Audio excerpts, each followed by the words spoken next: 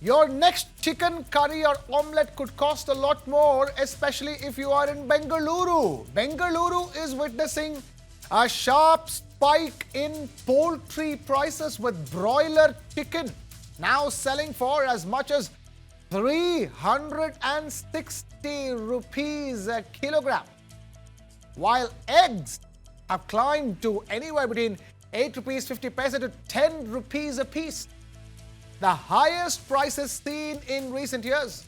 This surge is being driven by a perfect storm of falling supply and rising demand. Extreme summer heat has hit poultry farms hard, reducing bird growth, increasing mortality, and forcing many farmers to cut down production. At the same time, soaring maize and soybean feed prices have pushed up the cost of raising both broiler and layer chicken. The problem has been compounded by Bengaluru's heavy dependence on egg supplies from Tamil Nadu, while local production has also declined. With the monsoon boosting demand for protein-rich foods, the supply-demand gap has widened even further. According to the National Egg Coordination Committee, wholesale egg prices have touched record highs, while retail egg prices have risen by nearly 40 to 50% from their usual levels. With supply expected to remain tight, consumers may have to brace for expensive eggs and chicken for quite some time to come. We have now Professor Bijon Mishra, Consumer Affairs expert, now joining us. Bijon, thank you so much for speaking to us here. Long time since we spoke we've been speaking across TV news channels. Great to have this conversation with you here on News9.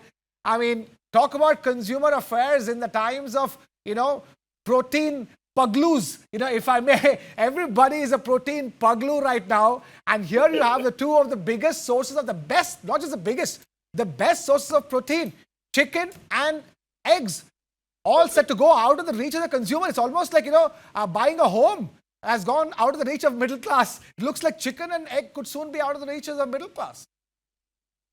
Krishna, nice meeting you after a long time. It's great to be with you on the show after a really long time. Thanks for inviting me, and thanks to the viewers watching us. Yeah. You see, what I want to tell you is, you create a campaign, where you want people to eat eggs every day and regularly, and, celebrities come to promote it. So naturally, the demand will go up. So when the demand goes up, the supply has to match. If the supply doesn't match, then naturally hoardings will start taking place. The traders will start calibrating to make more profit, and the government has to step in. You see, the bottom line is what we all have to understand, that there are laws to protect the consumer. And we have laws like the Essential Commodities Act, we have Consumer Protection Act, we have various laws which protects the consumer. So the government, state government, has to keep monitoring the market prices. There has to be a very robust market surveillance mechanism. See, we have to understand why there is a drop. Is it because of the hoarding? Is it because that the market is being manipulated and things like that? So it's very important for the government to come out very transparently that what are they intending to do at these kind of situations, and how do they intend to intervene to ensure that the prices don't escalate to abnormal levels. And protein especially, and food which is popular and which the consumers feel is affordable and accessible, it's not made unavailable. So we all need to understand affordability is a very big issue. We all want to have wholesome food which is nutritious at a very reasonable cost, because that's part of our essential needs, food. So we all need to understand this, that while we increase our consumption on wholesome food like eggs, where we need protein or we need poultry flesh to eat. What I want to tell you is that it is the responsibility of the state government to intervene and understand how they can keep a check, and they should immediately be able to intervene in terms of ensuring that there is no hoarding going on. And then if they find that some people are playing mischief at the market to profiteer out of this situation, not make reasonable profit but profiteer, then they should come on them heavily.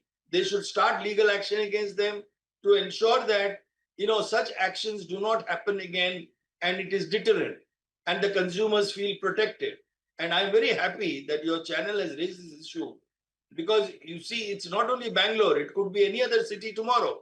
So if you raise it for Bangalore, then we also have to understand what will happen to the other cities of the country and how it is faring in terms of the pricing in different parts of the country. Exactly. So the comparison should be brought in. Yeah, Professor Bijon, the fair point that you make over there, we are picking this up because it's Bengaluru, but then this could be in any other city very soon. But my question here is that looks like, eggs and chicken are being affected by any other, by factors like any other product. Input costs are high. Chicken feed costs have been going up. The weather conditions are not that great. You have this ultra, low monsoon so far at least, and that's not helping the birds per se. How does a country like India, especially when the big cities are consuming so much extra protein because of all that they are seeing on Instagram and social media, how do you manage this situation when there are natural factors driving down supply and driving up demand?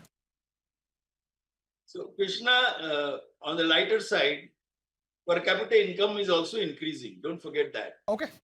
The consumers are also having a fair amount of higher purchasing power, and they have a lot of discretionary power in terms of deciding how to spend their money, because they have disposable income today compared to earlier years. But having said that, I'm not saying that, we should not allow consumers to be able to take a very kind of a credible decision based on ethical practices adopted at the marketplace.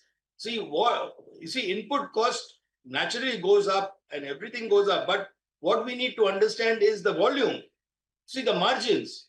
What we need to know is that even in developed countries, when I visit there, I find the prices of food basket comparatively to their per capita income is very, very low, in terms of percentage.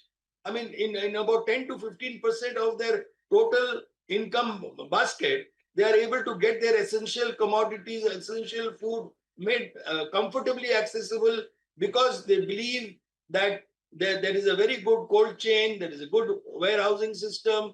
They ensure that nothing goes waste. They give the least margins, and there is competition. I always said competition is the best friend of the consumer.